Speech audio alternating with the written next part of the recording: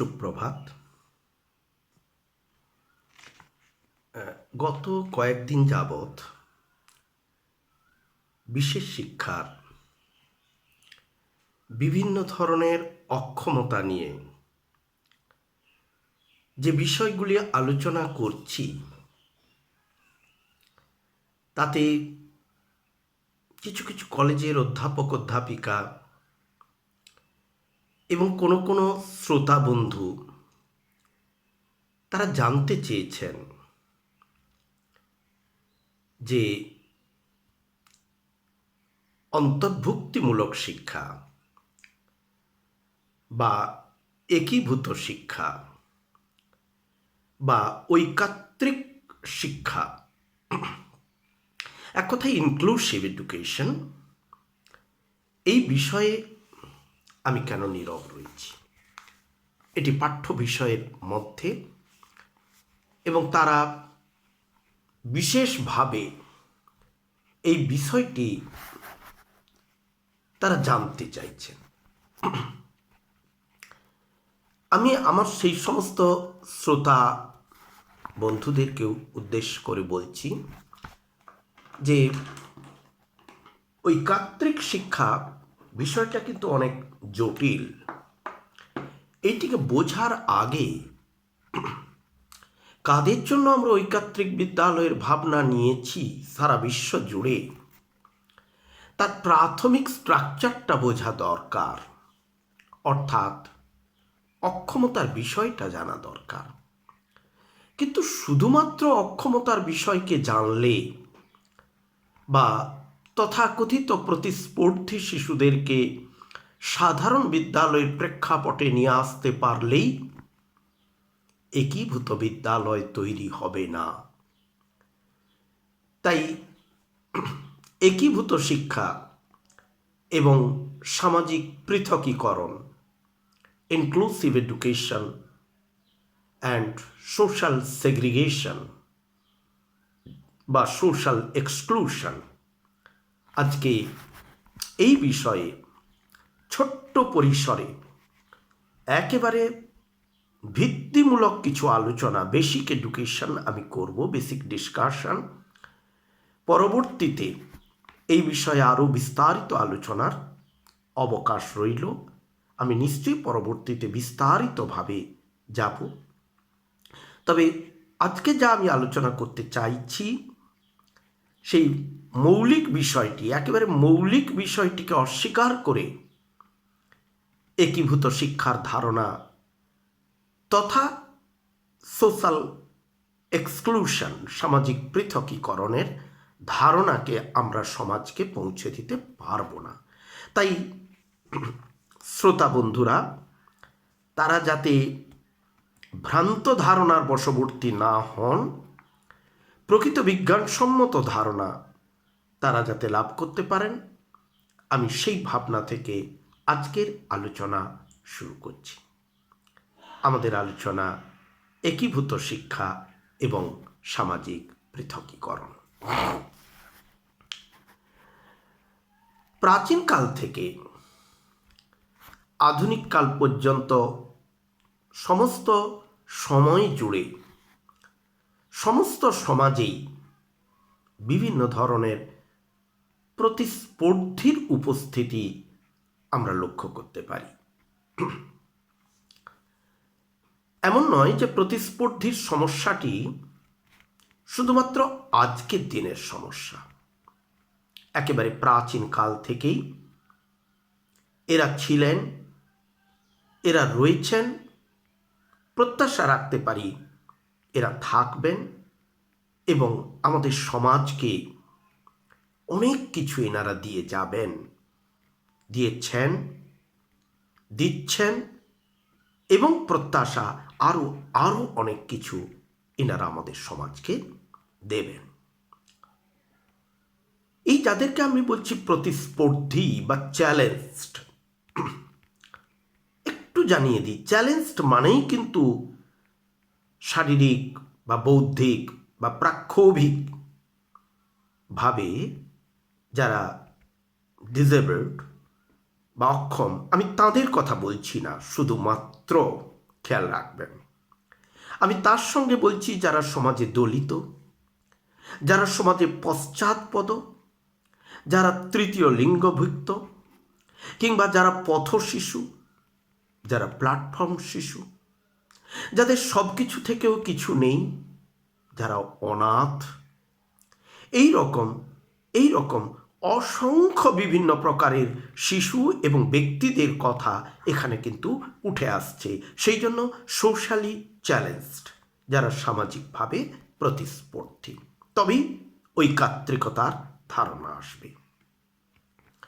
এখানে আরেকটি কথাও মনে করিয়ে দিই, ঐকাত্রিক বিদ্যালয় বা ঐকাত্রিক এই শব্দের ধারণা পেয়েছি আমি গুরুদেব রবীন্দ্রনাথ ঠাকুরের কাছ থেকে। সেখান থেকে মনে হয়েছে যে অন্তর্ভুক্তিমূলক বিদ্যালয় বা একীভূত বিদ্যালয়ের থেকেও যেন আরও বেশি সমাজকে, মননকে একত্রিত করে বাংলা প্রতিশব্দ ঐকাত্রিকতা। সেইখান থেকে ঐকাত্রিক বিদ্যালয় এই শব্দটাকে আমি কয়েন করবার চেষ্টা করছি। প্রতিস্পর্ধী বিভিন্ন প্রকারের হতে পারে, শারীরিক ও মানসিক প্রতিস্পর্ধী, প্রাক্ষোভিক ও শিক্ষণগত প্রতিস্পর্ধী, সামাজিক, আর্থিক, সাংস্কৃতিক শোষণ ও বঞ্চনার শিকার প্রতিস্পর্ধীরা। প্রায় সমস্ত ধরনের প্রতিস্পর্ধীকে সমাজ যুগে যুগে নেতিবাচক দৃষ্টিতেই দেখেছে। পাশ্চাত্যের দিকে যদি আমরা তাকাই, প্রাচীন পাশ্চাত্যের দিকে স্পার্টা, এথেন্স, মিশর, ব্যাবিলন, চীন, জাপান প্রভৃতি রাষ্ট্রে প্রাচীন যুগ থেকে সমাজ এদের উপস্থিতিকে নেতিবাচক দৃষ্টিতে দেখেছেন এবং এদের উপস্থিতিকে তারা অস্বীকার করবার চেষ্টা করেছেন। গ্রিস, স্পার্টা, এথেন্স, চীন, জাপান প্রভৃতি রাষ্ট্রে এদেরকে হত্যা করবার নীতি গ্রহণ করা হয়েছিল।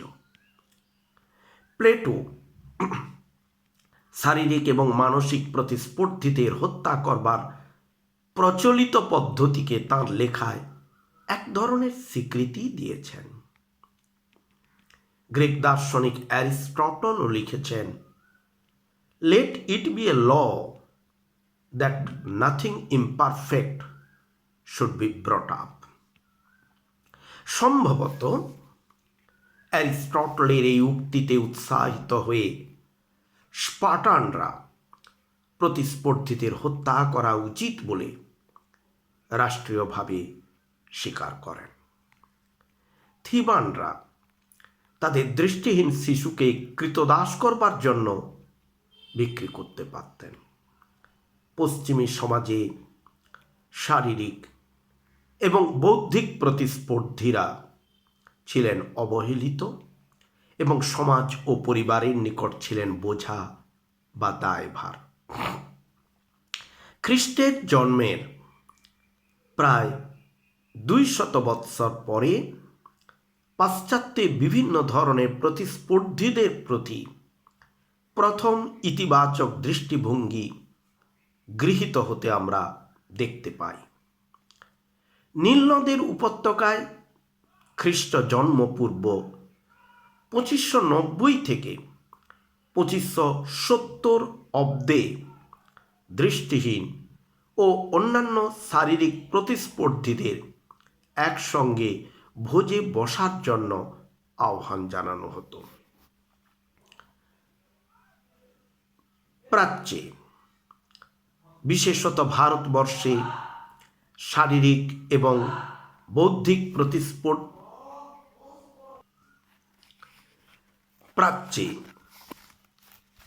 বিশেষত ভারতবর্ষে শারীরিক এবং বৌদ্ধিক প্রতিস্পর্ধীদের প্রতি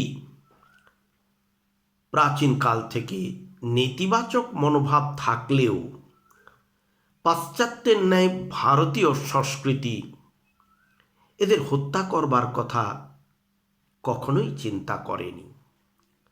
প্রাচীন ভারতীয় সাহিত্যে কোথাও কোথাও এদের প্রতি যেমন নেতিবাচক মনোভাব দেখানো হয়েছে, তেমনি কোথাও বা এদের প্রতি মনোভাব যথেষ্ট ইতিবাচক। ভারতীয় সমাজ এবং সংস্কৃতি এদেরকে দিয়েছে যুগে যুগে ঋষির মর্যাদা, রাজার মর্যাদা, কবির মর্যাদা, সুরকারের মর্যাদা, শিল্পীর মর্যাদা, দিয়েছে স্রষ্টার সম্মান। সমাজ যেমন এদেরকে অপমান করেছে, আঘাত করেছে চূড়ান্তভাবে, তেমনি আবার বুকেও তুলে নিয়েছে। অষ্টাবক্র ঋষির কাহিনী, সিন্ধুর দৃষ্টিহীন পিতা তথা ঋষি, রাজা ধৃতরাষ্ট্র, তৃতীয় লিঙ্গ বিশিষ্ট শিখণ্ডী, জবালাপুত্র সত্যকাম, মহামতি বিদুর, বীর শ্রেষ্ঠ কর্ণ, পাণ্ডু, ধৃতরাষ্ট্রের মা অম্বিকা এবং অম্বালিকা, এদের সকলকে সমাজ দিয়েছে স্বীকৃতি। অহল্যা, দ্রৌপদী, কুন্তী, তারা, মন্দোদরী প্রমুখ যশস্বিনী মহিলারাও তাদের যৌন জীবনে চিরাচরিত নিয়ম বহির্ভূত ত্রুটি থাকা সত্ত্বেও সামাজিক মর্যাদা লাভ করেছিলেন। সংস্কৃতে একটি ভার্স আছে, একটি মন্ত্র আছে, অহল্যা, দ্রৌপদী, কুন্তী, তারা, মন্দোদরী তথা পঞ্চকন্যা সরিন্নিত্যং মহাপাতকনাশনম। তারপরেই বলা হচ্ছে পুণ্যশ্লোক নলো রাজা, পুণ্যশ্লোক যুধিষ্ঠির, পুণ্যশ্লোক চ বৈদেহী, পুণ্যশ্লোক জনার্দন। তাহলে অহল্যা, দ্রৌপদী, কুন্তী, তারা, মন্দোদরী এই পঞ্চকন্যাকে নিয়মিত স্মরণ করতে বলা হয়েছে শ্রদ্ধার সঙ্গে, ভালোবাসার সঙ্গে, বিশ্বাসের সঙ্গে, এবং সেটি সকালবেলাতে নিদ্রাভঙ্গের পরে প্রথম এই সমস্ত যশস্বিনী মহিলাদের কথা স্বীকৃতি দেওয়া হয়েছে। গুহক মিতা রামায়ণে, হনুমান, বানররাজ সুগ্রীব, এরা প্রত্যেকেই সমাজে যথাযথ স্বীকৃতি লাভ করেছেন। প্রাচীনকালে ভারতবর্ষে মানুষ তার সামর্থ্য ভিত্তিক শ্রদ্ধার আসনে বসবার সুযোগ পেতেন। এইভাবে বিচার করলে ভারতবর্ষে জাতি, বর্ণ, লিঙ্গ, ক্ষমতা, অক্ষমতা, জন্মের ইতিহাস নির্বিশেষে কোনো মানুষকে তার জন্য উপযুক্ত সামাজিক মর্যাদা থেকে বঞ্চিত করা হয়নি। 1824 সাল উত্তরপ্রদেশের বেনারস শহরে প্রথম শারীরিক ও বৌদ্ধিক প্রতিস্পর্ধী, যক্ষা ও কুষ্ঠরোগগ্রস্ত এবং দুস্থ বৃদ্ধ বৃদ্ধাদের সেবা এবং চিকিৎসা দান করবার লক্ষ্যে এক বাঙালি জমিদার, বেনারসে তার জমিদারি ছিল রাজা কালীশঙ্কর ঘোষাল, প্রথম তথাকথিত আধুনিক ভারতবর্ষে, ব্রিটিশ ভারতবর্ষে একটি অ্যাসাইলাম গড়ে তোলেন। তারপর থেকে ভারতবর্ষে মূলত খ্রিস্টান মিশনারিদের দ্বারা দেশের বিভিন্ন প্রদেশে অনাথ, দুস্থ, দৃষ্টিহীন, শারীরিকভাবে অসমর্থ, বৌদ্ধিক অসমর্থ এবং কুষ্ঠরোগীদের পুনর্বাসন দানের জন্য অনাথ আশ্রম এবং অ্যাসাইলাম প্রতিষ্ঠিত হয়। ব্রিটিশ শাসনে বিভিন্ন ধরনের প্রতিস্পর্ধীদের শিক্ষাদানের দায়বদ্ধতা সম্পর্কে প্রথম সরকারিভাবে ভাবনা চিন্তা করা হয় সার্জেন্ট কমিটি রিপোর্টে, যাকে আমরা বলি report of central advisory board of education বা CABE। 1944। এই রিপোর্টের নবম অধ্যায়ে the education of the handicapped তার সংক্ষিপ্ত সারগুলি হল শারীরিক এবং মানসিক অক্ষমদের শিক্ষার সুযোগকে জাতীয় শিক্ষা ব্যবস্থার অপরিহার্য অংশ হিসাবেই গ্রহণ করতে হবে এবং এই কার্যক্রমটি গ্রহণ করবে শিক্ষা দপ্তর। এই বিষয়ে এ যাবৎ ভারত সরকার কোনো আগ্রহ দেখাননি। যেটুকু কার্য সমাধা হয়েছে তা সম্ভব হয়েছে বেসরকারি স্বেচ্ছাসেবী সংস্থাসমূহের প্রচেষ্টায়। আমি সিএবির রিপোর্ট পাঠ করছি, যেটা শুধুমাত্র ডিসেবিলিটির সঙ্গে সংশ্লিষ্ট। যেখানে সম্ভব হবে অক্ষম শিশুদের সাধারণ শিশুদের থেকে পৃথক করা যাবে না, তবে তাদের অক্ষমতার প্রকৃতি এবং মাত্রা অনুযায়ী তাদেরকে প্রয়োজনে বিশেষ বিদ্যালয়ে শিক্ষা লাভের সুযোগ করে দিতে হবে। আংশিক অক্ষম শিশুদের জন্য সাধারণ বিদ্যালয়ে বিশেষ ধরনের ব্যবস্থা রাখতে হবে। দৃষ্টিহীন এবং বাকশ্রুতি অসমর্থদের জন্য বিশেষ ধরনের শিক্ষামূলক ব্যবস্থা রাখতে হবে এবং বিশেষ ধরনের প্রশিক্ষণ প্রাপ্ত শিক্ষকের ব্যবস্থা করতে হবে। সেই 1944-এ বলা হচ্ছে। এই ধরনের বিশেষ শিক্ষক প্রস্তুতির জন্য কেন্দ্রীয় প্রতিষ্ঠান গড়ে তুলতে হবে। অক্ষমদের বৃত্তিমূলক প্রশিক্ষণ দানের জন্য সুনির্দিষ্ট কার্যক্রম গ্রহণ করতে হবে। তারা যাতে কর্মে নিযুক্তি লাভের মাধ্যমে আর্থিক উপার্জনে সমর্থ হন সে বিষয়ে সচেষ্ট হতে হবে। তাহলে সার্জেন্ট কমিটির 3টে বা 4টে অত্যন্ত গুরুত্বপূর্ণ নীতি বা সিদ্ধান্ত। 1. শিক্ষা বিভাগের মাধ্যমে সমস্ত ধরনের অক্ষমদের শিক্ষার সুযোগ সুবিধা সৃষ্টিকে জাতীয় শিক্ষা ব্যবস্থার অপরিহার্য অংশ হিসাবে গ্রহণ করতে হবে। দ্বিতীয়ত, প্রাথমিক এবং মাধ্যমিক বিদ্যালয়ের জন্য বাৎসরিক বাজেটের 20% অক্ষমদের শিক্ষা খাতে ব্যয় হবে। 3 নম্বর, যেখানে সম্ভব হবে সাধারণ শিশুদের থেকে অক্ষম শিশুদের পৃথকীকৃত করা যাবে না, অর্থাৎ স্বল্প মাত্রায় এবং মধ্যম মাত্রায় অক্ষমতার ক্ষেত্রে কোনো ক্ষেত্রে একেবারে গুরুতর বা গভীর মাত্রায় অক্ষমতার ক্ষেত্রেও তাদেরকে মূল স্রোতের বিদ্যালয় থেকে বিচ্ছিন্ন করা যাবে না। তাদের জন্য বিশেষ শিক্ষায় প্রশিক্ষণ প্রাপ্ত দক্ষ অভিজ্ঞ শিক্ষক শিক্ষিকাকে নিয়োগ করতে হবে বিদ্যালয় ভিত্তিক। এবং 4 নম্বর আরেকটি অত্যন্ত গুরুত্বপূর্ণ, সেইটি হচ্ছে জাতীয় স্তরের প্রতিষ্ঠান গড়ে তুলতে হবে। The national institutes for education for rehabilitation of the challenged of different categories should be established by the government of India. It is one of the important responsibility of the government to educate, to rehabilitate all the challenged in the mainstream of the society. Sergeant রিপোর্টের এই গুরুত্বপূর্ণ যে সিদ্ধান্ত, এইগুলোকে অক্ষম শিশুদের জন্য British ভারতে সমন্বিত শিক্ষার কথা প্রথম গুরুত্ব সহকারে স্বীকৃতি দেওয়া হয়েছে বলে আমরা মনে করি। এরপরে ভারত স্বাধীনতা লাভ করেছে। ভারতবর্ষ দ্বিখণ্ডিত হয়েছে। একদিকে চলে গেছে পশ্চিম পাকিস্তান, আরেকদিকে পূর্ব পাকিস্তান, মাঝখানে 2টি হাত কাটা হয়ে আমাদের ভারত মাতা। সেই ভারত মাতার সন্তানেরা 1966 সালে কোঠারি কমিশনের রিপোর্টের towards equalisation of educational opportunities নামক অধ্যায়ে অক্ষম শিশুদের জন্য সমন্বিত শিক্ষার গুরুত্ব স্বীকার করেন।